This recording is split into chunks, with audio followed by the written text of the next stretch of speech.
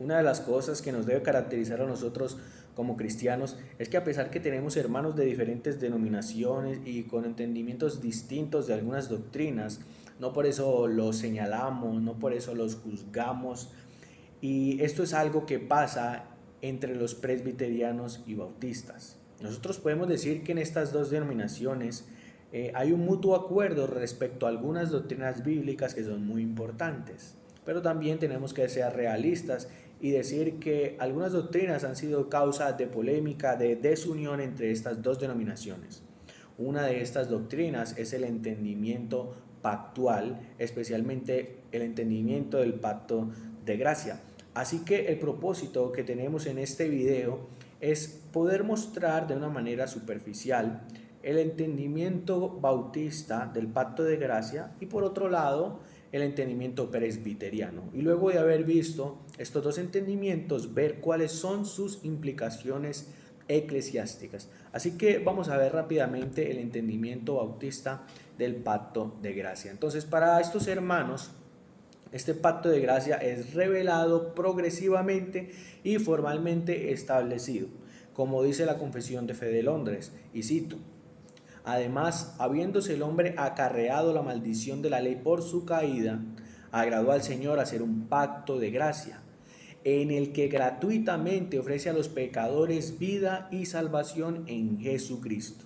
Así que en esta definición encontramos dos partes.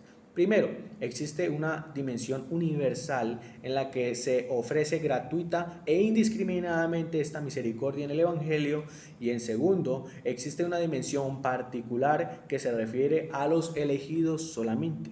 Así que para estos hermanos, el pacto de gracia se reveló inmediatamente después de la caída de Adán, y la sustancia de este pacto, aún bajo el Antiguo Testamento, era la salvación a través de la fe en Jesucristo. En esto nosotros podemos decir que tanto bautistas como presbiterianos están completamente de acuerdo. Antes de la llegada del nuevo pacto, el pacto de gracia no fue formalmente establecido, sino anunciado y prometido, es decir, revelado. Ese fue revelado a Adán, sin embargo, en todo esto no hubo una transacción formal y expresa de pacto con él. El pacto de gracia no podía ser considerado un pacto formal antes del establecimiento del nuevo pacto, y para los bautistas este se establece con la muerte y resurrección de Cristo. Ahora pasemos a ver entonces el entendimiento que tienen los presbiterianos de este pacto de gracia. Y un dato importante es que para los presbiterianos la simiente física de Abraham es identificada como perteneciente al pueblo de Dios. Pero respecto al pacto de gracia, para ellos consiste ver en un solo pacto administrado respectivamente por el antiguo y nuevo pacto. Esta noción tuvo por supuesto sus raíces en la teología presbiteriana cuando se integraron los estándares de la Confesión de Westminster. Y cito: este pacto fue administrado de diferentes formas en el tiempo de la ley y del Evangelio. Así que siendo que el pacto de gracia ha sido igual en sustancia durante todas las edades, pero ha sido administrado de formas distintas. Entonces, para los presbiterianos, si se considera la sustancia del pacto, es solo una. Pero si se consideran las circunstancias del pacto, este fue administrado muchas veces y de muchas maneras bajo diversas economías. Esta definición permitió que el presbiterianismo mantuviera la unidad del pacto de gracia sin dejar de reconocer los elementos de discontinuidad entre sus diferentes administraciones. La administración externa de la promesa se efectúa a todos dentro de la iglesia visible, y la administración interna de la sustancia de esta promesa solo a los elegidos.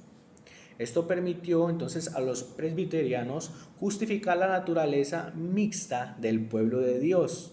Y cuando mencionamos mixta, nos referimos a personas regeneradas y a personas no regeneradas dentro del pacto de gracia. Vamos a pasar entonces a ver cuáles son las implicaciones eclesiásticas del entendimiento de estos pactos.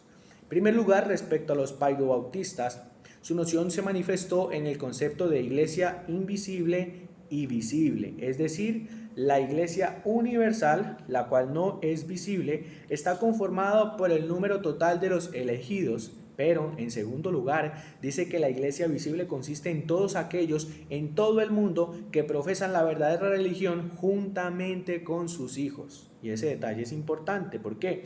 Porque en cuanto a los bautistas reformados, entienden que aquellos que han creído en la promesa por la fe, aquellos que han sido introducidos por Dios a este pacto de gracia, que han sido regenerados y que están unidos a Cristo, estos y solo estos son los que hacen parte tanto de la iglesia invisible como de la iglesia visible.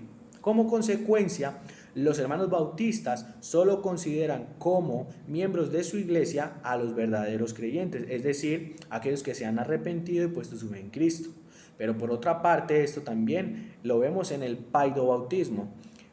Respecto al entendimiento pactual que tienen los hermanos presbiterianos, ellos bautizan a sus hijos, pero no así los hermanos bautistas, que solamente bautizan a aquellos que se han arrepentido y puesto su fe en Cristo. Muchas gracias por haber escuchado este video.